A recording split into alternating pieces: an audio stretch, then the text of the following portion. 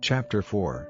Now when all the nation had come to the other side of Jordan, the Lord said to Joshua, "Take 12 men from the people, a man for every tribe, and say to them, Take up from the middle of Jordan, from the place where the feet of the priests were resting, 12 stones, and take them over with you and put them down in the place where you take your rest tonight."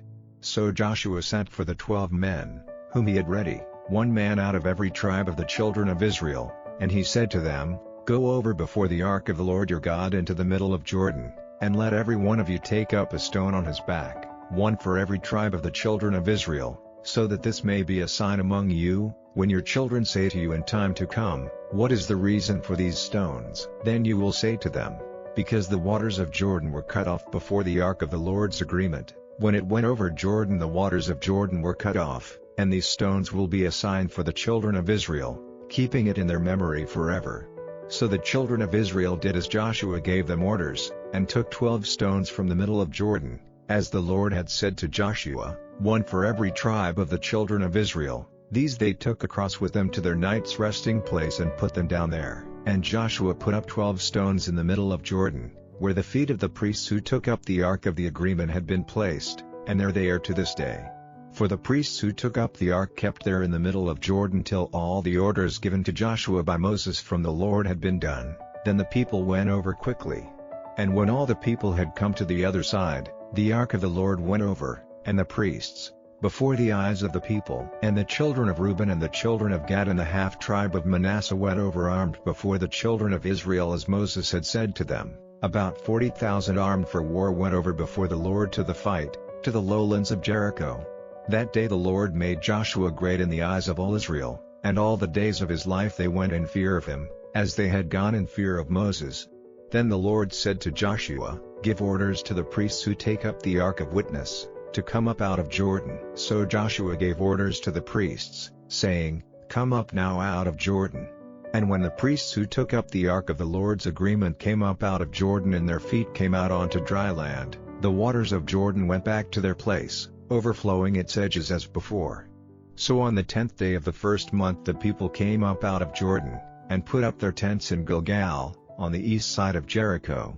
And the 12 stones which they took out of Jordan, Joshua put up in Gilgal. And he said to the children of Israel, "When your children say to their fathers in time to come, What is the reason for these stones? Then give your children the story, and say, Israel came over this river Jordan on dry land. For the Lord your God made the waters of Jordan dry before you till you had gone across, as he did to the Red Sea, drying it up before us till we had gone across, so that all the peoples of the earth may see that the hand of the Lord is strong, and that they may go in fear of the Lord your God forever." Chapter 5. Now when the news came to all the kings of the Amorites on the west side of Jordan, and all the kings of the Canaanites living by the sea, how the Lord had made the waters of Jordan dry before the children of Israel, till they had gone across, their hearts became like water, and there was no more spirit in them, because of the children of Israel. At that time the Lord said to Joshua, "Make yourself stone knives and give the children of Israel circumcision a second time." So Joshua made stone knives and gave the children of Israel circumcision at Jibeth ha-Araloth. And this is the reason why Joshua did so: all the males of the people who came out of Egypt, all the fighting men, had been overtaken by death in the wasteland on the way, after they came out of Egypt. All the people who came out had undergone circumcision, but all the people whose birth had taken place in the wasteland on their journey from Egypt had not. For the children of Israel were wandering in the wasteland for 40 years, till all the nation, that is, all the fighting men, who had come out of Egypt, were dead, because they did not give ear to the voice of the Lord, to whom the Lord said, with an oath, that he would not let them see the land which the Lord had given his word to their fathers to give us, a land flowing with milk and honey. And their children, who came up in their place, now underwent circumcision by the hands of Joshua, not having had it before, for there had been no circumcision on the journey. So when all the nation had undergone circumcision, they kept in their tents till they were well again. And the Lord said to Joshua, "Today the shame of Egypt has been rolled away from you." So that place was named Gilgal, to this day. So the children of Israel put up their tents in Gilgal, and they kept the Passover on the 14th day of the month, in the evening, in the lowlands of Jericho. And on the day after the Passover, they had for their food the produce of the land, unleavened cakes and dry grain on the same day. And there was no more manna from the day after they had for their food the produce of the land. The children of Israel had manna no longer, but that year the produce of the land of Canaan was their food. Now when Joshua was near Jericho, lifting up his eyes he saw a man in front of him, with his sword uncovered in his hand. And Joshua went up to him and said, "Are you for us or against us?" And he said, "No, but I have come as captain of the armies of the Lord." Then Joshua, falling down with his face to the earth in worship, said, "What has my Lord to say to his servant?" And the captain of the Lord's army said to Joshua, "Take off your shoes from your feet, for the place where you were is holy." Chapter 6. Now Jericho was all shut up because of the children of Israel, there was no going out or coming in, and the Lord said to Joshua, "See, I have given into your hands Jericho with its king and all its men of war. Now let all your fighting men make a circle round the town, going all round it once. Do this for 6 days.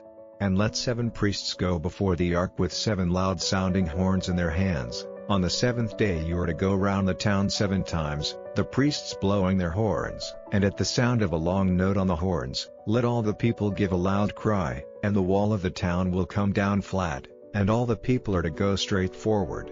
Then Joshua, the son of Nun, sent for the priests and said to them, "Take up the ark of the agreement, and let 7 priests take 7 horns in their hands and go before the ark of the Lord." And he said to the people, "Go forward, circling the town, and let the armed men go before the ark of the Lord." So after Joshua had said this to the people, the 7 priests with their 7 horns went forward before the Lord, blowing on their horns, and the ark of the Lord's agreement went after them. And the armed men went before the priests who were blowing the horns, and the mass of the people went after the ark, blowing their horns. And to the people Joshua gave an order, saying, "You will give no cry, and make no sound, and let no word go out of your mouth till the day when I say, 'Give a loud cry,' then give a loud cry." So he made the ark of the Lord go all round the town once, then they went back to the tents for the night. And early in the morning Joshua got up, and the priests took up the ark of the Lord. And the 7 priests with their 7 horns went on before the ark of the Lord, blowing their horns. The armed men went before them, and the mass of the people went after the ark of the Lord, blowing their horns. The 2nd day they went all round the town once, and then went back to their tents, and so they did for 6 days. Then on the 7th day they got up early, at the dawn of the day, and went round the town in the same way, but that day they went round it 7 times. And the 7th time, at the sound of the priests' horns, Joshua said to the people, "Now give a loud cry, for the Lord has given you the town. And the town will be put to the curse, and everything in it will be given to the Lord. Only Rahab, the loose woman, and all who are in the house with her, will be kept safe, because she kept secret the men we sent. And as for you, keep yourselves from the cursed thing, for fear that you may get a desire for it and take some of it for yourselves, and so be the cause of a curse and great trouble on the tents of Israel. But all the silver and gold and the vessels of brass and iron are holy to the Lord, they are to come into the storehouse of the Lord." So the people gave a loud cry, and the horns were sounded, and on hearing the horns the people gave a loud cry, and the wall came down flat, so that the people went up into the town, every man going straight before him, and they took the town. And they put everything in the town to the curse, men and women, young and old, ox and sheep and ass, they put to death without mercy. Then Joshua said to the 2 men who had been sent to make a search through the land, "Go into the house of the loose woman, and get her out, and all who are with her, as you gave her your oath."